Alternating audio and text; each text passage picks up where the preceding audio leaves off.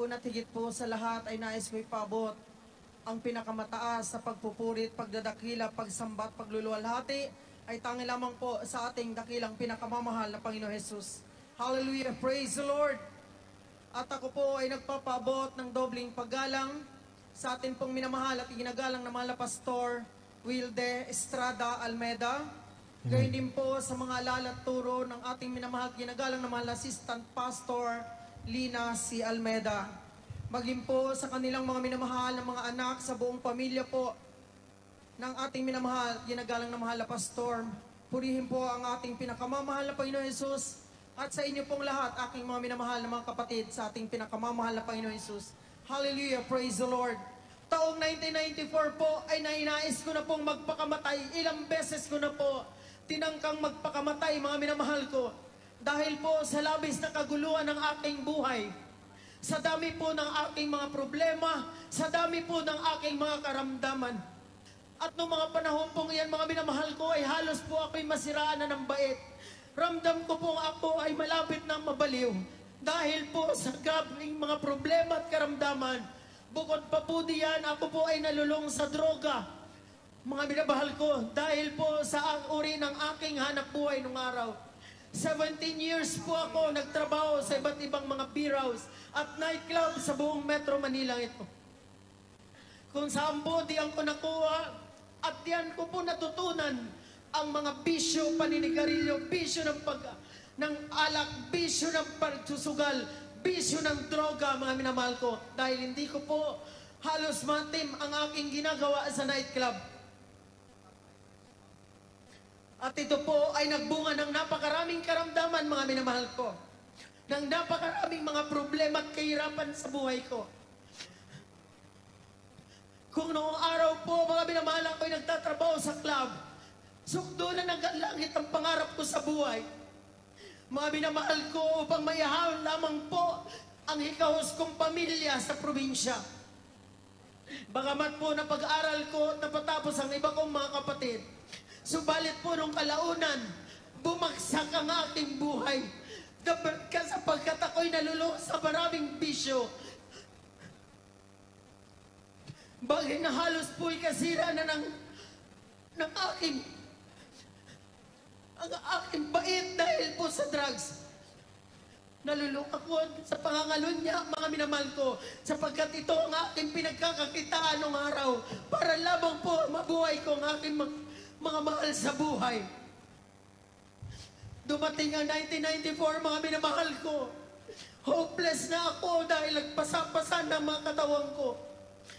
Inaagasan na po ako ng dugo. Hindi na po ako nakakatulog.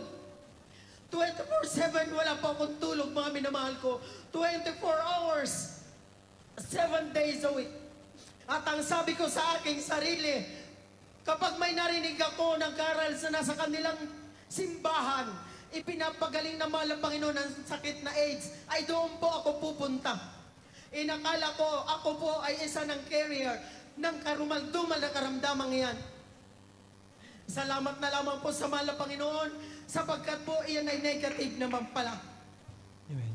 Subalit mga minamahal ko, bukod tangi po sa Jesus Miracle Crusade ko lamang napakinggan ang sabi ng mahal na Pastor Wilde Estrada Almeda sa Jesus Miracle Crusade, lahat ng uri ng karamdaman ay pinagagaling ng mahal na Panginoong Diyos.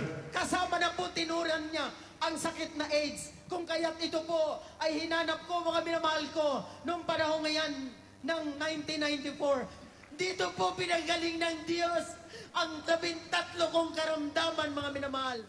Dito ako binihisa ng mahal na Panginoon na may kabanalan, mga minamahal ko. Dito ko inalis na mahal na Panginoon ang lahat ng bisyo ko. Amen. Mga minamahal, akala ko nung araw pupulutin ako sa mental hospital o kaya ay sa rehabilitation center. Subalit gaano kadakila ang Diyos na ipinangangaral sa banal na iglesia nito. Tunay nga po, hindi ako dumaan sa mental hospital. Hindi ako napasok sa rehabilitation center. Tunay nga po sa patuloy ko na pagdalo sa banal na gawain ito, sa patuloy kong pagsunod sa ipinangangaral ng mga pastor, na banal na iglesyang ito. At yan po unti-unti, naging normal ang pag-iisip ko. Praise the Lord. Hallelujah. Amen. Purihin ka, mahal na Glory to Panginoon. God. Thank you so much, dear Jesus. Alam po rin nyo, nung araw may ovarian cancer ako. Inaagasan na po ako ng napakaraming dugo. Nung araw po sa Cuneta Astrodome at sa Moranto, pag umuwi ako mga minamahal ko, ang palda ko, puro bakat ng dugo dahil linuhugasan ko po yan. Doon na lamang sa CR, pagpapublipo lumalabas yung mga buhay na dugo, kalahati ng palad ko. Subalit napakadakila naman ng Panginoon. Sapagkat po yung dapat ay uoperahin ng araw, yung ovarian cancer ko, para alisin po yung matres ko. Dahil po sa aking kawalan ng pera, halos wala kaming makain.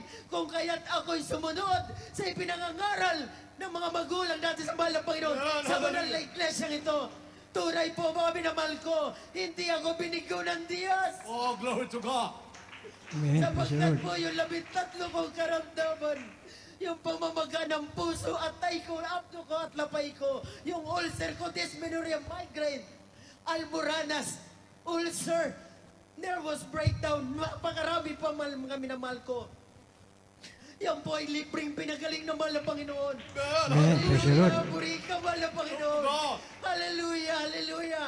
Yung cancer ko po, hindi na inopera. Yung matres ko hindi na po natanggal.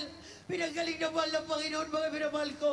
Libre, walang bayad, walang operasyon, walang doktor, walang ospital. Dito lamang sa Jesus Miracle Crusade ang lahat ng yan.